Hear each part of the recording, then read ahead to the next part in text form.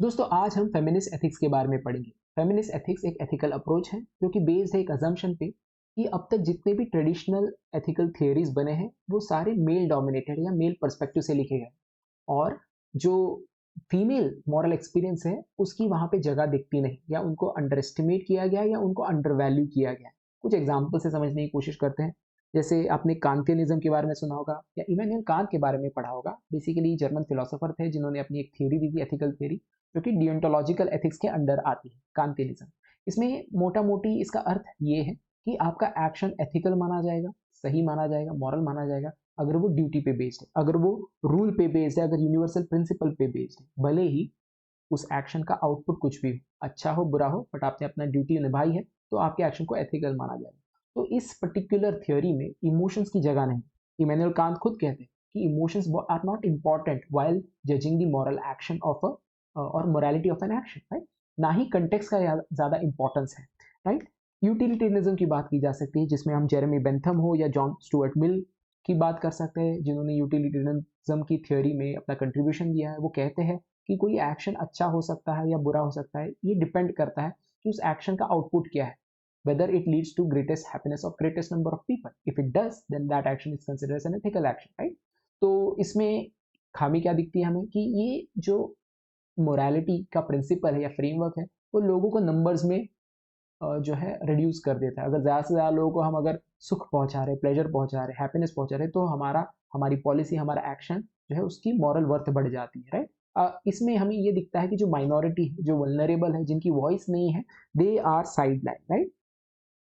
अब feminist ethics जो है वो कहती है ये जो भी थ्योरीज है, इसके अलावा और कई थ्योरीज है, जस्टिस थ्योरी वगैरह वगैरह, ये सारे मेल ओरिएंटेशन से लिखे हुए हैं या मेल पर्सपेक्टिव से लिखे गए हैं, राइट। इनको रीवैल्यूएट करने की जरूरत है, इन्हें रीफॉर्मुलेट करने की जरूरत है। और कई सारे फेमिनिस्ट एथिसिस्ट ने ऐसा किया है, उन्होंने कई सारे थियरीज दिए, रेंज ऑफ थियरीज। उसमें सबसे बड़ा नाम आता है कैरल गिलिगन का। Carol Gilligan American feminist ethicist और साइकोलॉजिस्ट है। Is best known for some of our works like ethical community and ethical relationship, but you have to remember her for the most important idea that you will be using in your answers, that is ethics of care. वो ethics of care के बारे में बात करती है। she is the biggest contributor in this particular idea of ethics of care. There are other also, right, which is, she says, is a feminist way of looking at ethics, right, and the traditional way was ethics of justice. अब ethics of care और ethics of justice में क्या फर्क है, हम वो समझने की कोशिश करें। तो कैरल गिलिगन कहती है कि हजारों सालों से दो इंपॉर्टेंट प्रिंसिपल्स के ऊपर डिबेट रहा है, एक है जस्टिस और दूसरी तरफ है लव। अब तक के जितने भी ट्रेडिशनल थियोरीज बने हैं वो जस्टिस के ऊपर बेस्ड है। उसके लिए अलग अलग शब्दों का वो इस्तेमाल करते हैं, वो गुडनेस, यूटिलिटी या ड्यूटी का इस्तेमाल करते हैं, बट लव के बारे में बहुत ज़्यादा बात नहीं करते। लव, केयर, रिलेशनशिप, ये सारे एक ही तरह की चीज़ें, राइट। तो कैरल गिलियन कहती है एक्चुअली ये जो लव, केयर, रिलेशनशिप, राइट, ये फीमेल फोर्टे है, right. These are particularly characteristics of a woman, right. अब कैरल गिलिगन ये नहीं कह रही, she is not being an essentialist कि एक महिला जो है उसकी बायोलॉजी जो है वो डिटरमाइन करती है उसकी कैरेक्टरिस्टिक क्या हो, ऐसा वो नहीं कह रही। वो कह रही है कि जो सोसाइटी है वो एक बच्ची जब पैदा होती है उसको सिखाती है कि आपका नेचर कैसा होना चाहिए, केयरिंग होना चाहिए, राइट। वो उसको गुड़िया देती है, घर देती है, ताकि वो समझे, सीखे कि हमें केयरिंग होना है, राइट। तो वो कहीं ना कहीं सोशलाइजेशन का हिस्सा है, क्योंकि हम देख पाते हैं अपने जीवन में कि there are men who are caring also, who believe in care more than justice, right? So she is not essentializing her biology and her nature, right? She is not saying that her nature is based on her biology, नहीं। वो बस ये कह रही है कि समाज ऐसा है कि जहाँ पे वो सोशलाइजेशन हो जाता है महिलाओं का, जहाँ पे वो केयर करना ज्यादा इंपॉर्टेंट मानती है, राइट। उनका नेचर कम्युनल हो जाता है। कम्युनल वो नहीं कि रिलीजन के बीच में जो टेंशन है, कम्युनल यानी जो रिलेशनशिप पे ज्यादा फोकस करे या उसको अहमियत ज्यादा दे। और उनका जो एथिक्स ऑफ केयर का जो आइडिया वो इसी इंपॉर्टेंट चीज पे बेस्ड है, ये हार्ट में है of this particular idea of ethics of care, right. अब एथिक्स ऑफ केयर और एथिक्स ऑफ जस्टिस में फ़र्क क्या है वो एग्जांपल से समझते हैं। हमारे घर में अगर आपके सिबलिंग्स हो या आप देखो कि भी अगर सिबलिंग भी नहीं है, घरों में जो है झगड़े होते रहते हैं, भाई बहन में झगड़े होते हैं। स्पेशली अगर आप टीनेज ग्रुप में हो तो यू विल सी दैट धीरे धीरे वो कम हो जाते हैं, बट शुरुआत में तो बहुत ज़्यादा झगड़े होते हैं, राइट। ऐसे में एक फादर और एक मदर डिफरेंटली उस झगड़े को ट्रीट करेंगे। आप देखेंगे जो फादर है he will try to find out the root cause of that particular quarrel, कौन जिम्मेदार है इस झगड़े के लिए, किसने शुरुआत की, और उसको ज्यादा पनिश करेगी। मदर जो है वो डिफरेंटली ट्रीट करेगी, वो शायद दोनों को जो है पनिश करे या किसी को भी पनिश ना करे। अब ये क्यों होता है, राइट? क्योंकि मेल फोक्स जो है या मर्द जो है वो एक गिल्ट कैरी करते हैं अपने अंदर, एक गिल्ट कैरी करते हैं and they want to ensure justice. आप देखोगे जो भी मेल इंपॉर्टेंट जो हमारे हीरोज हैं, Iron Man, Superman, right, He Man, Batman, they are all there going and delivering justice, right? तो एक गिल्ट कैरी करता है एक व्यक्ति, एक पुरुष, की जस्टिस करना है, राइट? भले अगर उसने कोई गलती की हो तो उसको गिल्ट उस चीज का होगा, अगर कहीं और गलती हो रही है, उसकी पर्सनल लाइफ से जुड़ी हुई चीज नहीं, फिर भी वो चाहेगा कि जस्टिस कैसे कैसे हम डिलीवर कर पाए वहां पे, राइट? तो वो गिल्ट कैरी करता है। वैसा गिल्ट जो है महिलाएं नहीं कैरी करती, ऐसा कैरल गिलिगन कहती है। शी इज हेजिटेंट टू जज her when she sees such conflict, right? एक और उदाहरण से हम समझने की कोशिश करते हैं। आपने मूवी देखी होगी लक्ष्य, ऋतिक रोशन और प्रीति जिंटा की मूवी है। तो उसमें एक इंसिडेंस है जहाँ पे हॉस्पिटल में दोनों होते हैं, ऋतिक रोशन और प्रीति जिंटा, और वहाँ पे लाशें या फिर इंजर्ड सोल्जर्स आ रहे होते हैं because they are on the frontier area. तो वहाँ पे जंग हो रही होती है और वो जो भी इंजर्ड सोल्जर्स है वो हॉस्पिटल में आ रहे होते हैं। तो वहाँ पे प्रीति जिंटा जो है she gets distressed and she says क्यों लोग झगड़ा करते, क्यों लोग वॉर करते, क्यों नहीं ये साथ रह सकते, राइट? ऐसा कहती है। तब वहाँ पे एक सोल्जर जो है वो चिढ़ जाता है उस पर और उसको कहता है प्रीति जिंटा को, हम भी चाहते हैं अमन, तो देश थाली में परोस कर दुश्मन को दे दे। तो वो कहीं ना कहीं कह रहा है कि आप जो बोले बहुत इनजस्टिस है हमारे लिए, क्योंकि हमने ये वॉर नहीं शुरू किया, वॉर उन्होंने शुरू किया है। और जस्टिस तभी इंश्योर होगा अगर हम उनको जो है सबक सिखाए या उनको जो है करेक्ट करें, राइट? वहां पे अगर आप हमें दोषी इस चीज की मान रही है कि हम भी वॉर कर रहे हैं, राइट, तो आप हमारे साथ इनजस्टिस कर रही, राइट? अब आपको देखने को मिलेगा कि दोनों तरफ जो है अलग अलग पर्सपेक्टिव देखने को मिल रहा है, महिलाओं का और पुरुषों का, right? As a result, we can say women define themselves in terms of interpersonal relationship, in terms of care and concern. क्योंकि she is reluctant to judge itself, that is not a sign of something wrong, that is a sign of compassion, that is a sign of concern. She is more concerned and compassionate कि अगर मैं दोनों बच्चों में से किसी को डांट दूंगी, राइट, तो अगर मैंने एक को डांट दिया एक को नहीं डांटा तो there will be bad blood between them, उनके रिलेशंस खराब हो सकते हैं, right? But father would not think in that sense, he would want to deliver justice, right? So it is more about compassion, care, or what we can say interpersonal relationship, right? इसीलिए जो महिलाओं का जो ethical compass है या moral compass है वो काफी जुदा है from the male counterpart, ये कैरल गिलिगन कह रही है, राइट? तो गिलिगन आगे और एक्सप्लेन करती है। वो कहती है जो जस्टिस है ना, ये एथिक्स ऑफ जस्टिस ये एक फेसलेस इंस्टीट्यूशन है, it does not care about the interpersonal relationship of people in conflict. But ethics of care जो है it is not a faceless institution, it does deal with people and it see to it that that there is a level of subjectivity involve. For example उदाहरण से हम समझते हैं, आपको पता है साउथ अफ्रीका में जो है अपार्थाइड हुआ करता था, जहाँ पे white minority government black majority लोगों को जो है प्रताड़ित करती थी, उनको डिस्क्रिमिनेट करती थी, राइट? फिर बाद में रेवोल्यूशन हुआ, उसके बाद वहाँ पे माइनॉरिटी गवर्नमेंट जो वाइट माइनॉरिटी गवर्नमेंट हट गई, वाइट मेजॉरिटी गवर्नमेंट आ गई। तो वहाँ पे नेल्सन मंडेला जो है वो प्रेसिडेंट बने। उन्होंने क्या किया, एथिक्स ऑफ जस्टिस क्या डिमांड करेगा यहाँ पे कि जो वाइट लोग हैं जिन्होंने गलतियां की है, जिन्होंने अत्याचार किया है, उनको सजा मिलनी चाहिए, right?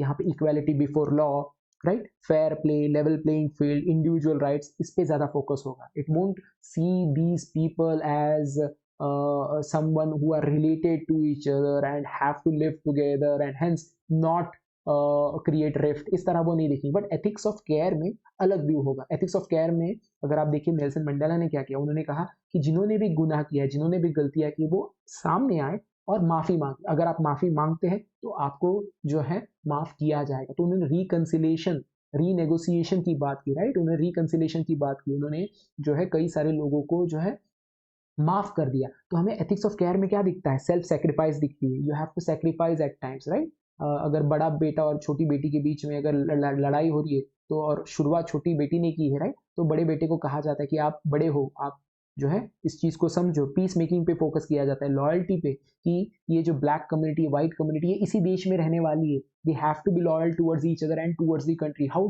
Can we ensure that? If we take these issue with concern and care, right? We should not deliver justice in such a way कि एक जो पार्टी है they feel aggrieved, they feel that they have lost the case, right? तो sensitivity to others, loyalty, responsibility, right? इन सारी चीजों पे focus किया जाता है। तो इट्स अ फेस वाला institution, not a faceless institution. Faceless institution जो है वो इस तरह चीजों को नहीं देखता, राइट। अब एक और उदाहरण से हम समझने की कोशिश करते हैं। तो एथिक्स ऑफ केयर जो है ये बेसिकली इंटरकनेक्टेडनेस और यूनिवर्सलिटी पे बेस्ड है, और एथिक्स ऑफ जस्टिस ये लोगों को ऑटोनॉमस मानता है, जो इंटरडिपेंडेंट नहीं है, ऐसा देखता है वो उस चीज को, राइट। फॉर एग्जाम्पल उदाहरण से समझते हैं हम। आपने अगर नेशनल ज्योग्राफिक चैनल देखा होगा तो आपने एक पोर्क्यूपाइन को देखा होगा। एक ऐसा एनिमल होता है जिसके शरीर पे कांटे होते हैं, राइट, और वो चुभते हैं, वो उसका इस्तेमाल भी कर सकता है to to fight against a threat, right. एक होता है मोल। मोल यानी एक चूहे जैसा होता है जो कि जो जमीन है उसमें गड्ढा करके रहता है, बरो करके रहता है, राइट। तो अगर हम ऐसे कोई सिनारियो प्रस्तुत करें आपके सामने जहाँ पे बहुत बारिश हो रही है, और ये जो मोल है they are living in a particular burrow, right, and they see that porcupine is outside and it's heavy raining, that porcupine might die.